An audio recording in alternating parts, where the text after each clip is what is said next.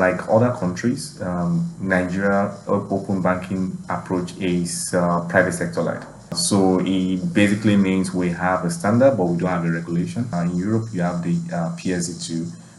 This is one of the key lessons we've taken from the UK. We understand that having a regulation is not just enough to create open banking, but having a well-defined standard is critical for that. But one of the things we're also making sure to do as far as open banking in Nigeria is concerned is to make sure that we don't over-engineer our standard. We love the UK standard, it's beautiful, but when taken to Nigeria, it can be quite over-engineered in terms of approach to some of these things. But we're taking the appropriate lessons.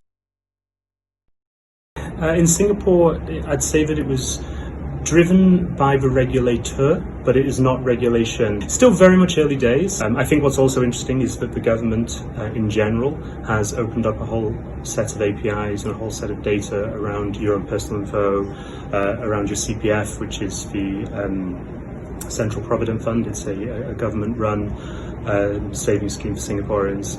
And so you're getting a lot of the overall ecosystem of APIs, not just in banking, and it's when you put them all together that you get a really interesting outcome. On the one end of the spectrum, we have market-driven approaches such as in China, for instance, where a lot of bank data sharing actually came out of industry initiatives, and also markets like Singapore and Hong Kong, which do have some level of regulatory input, but actually no mandate forcing anyone to open up. On the other end of the spectrum, we have markets like Australia, who have a very comprehensive data right, as they call it, a consumer data right. Markets like Japan, where you also have some level of regulatory framework in place, and markets like India, where it's actually quite innovative what they are working on regarding the account aggregator framework, as they call it. In Australia, there's actually a really ambitious consumer data right that was introduced by the government a few years ago, which is, as of right now, working up to its official launch of banking consumer data sharing as of the 1st of July, when the rollout will start.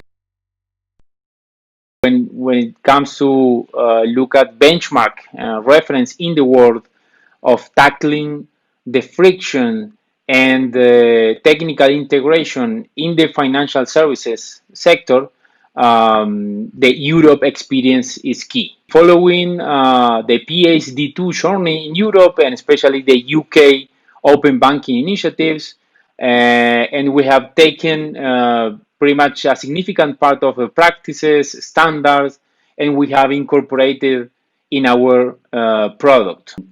One of the key learnings in the UK experience, open banking experience, definitely it's related to the ecosystem. Brazil also has taken major steps in the last 12 months, driven by central bank.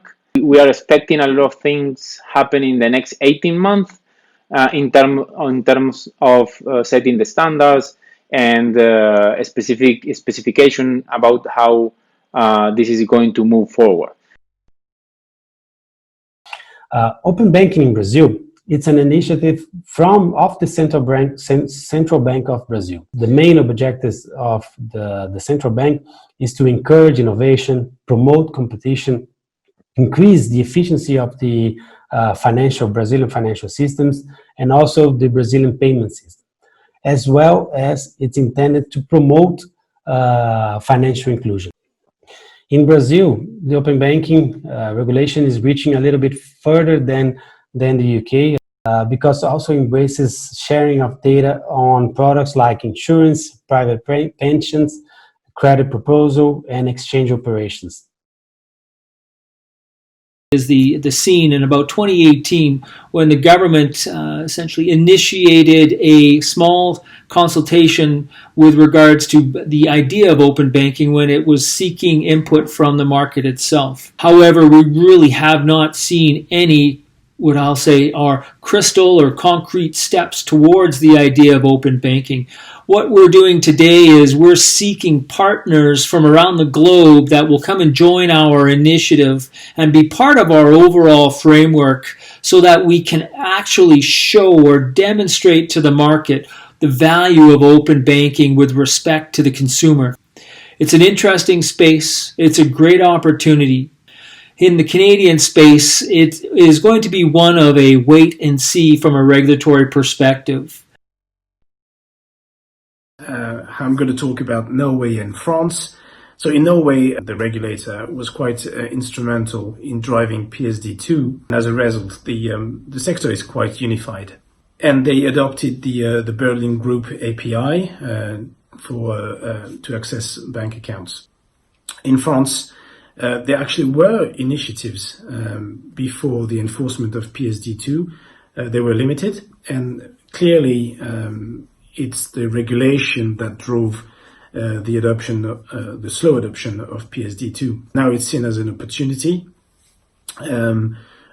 to drive innovation, foster innovation, gain insight into the customer base of the banks, and actually gain new customers because banks can be TPPs.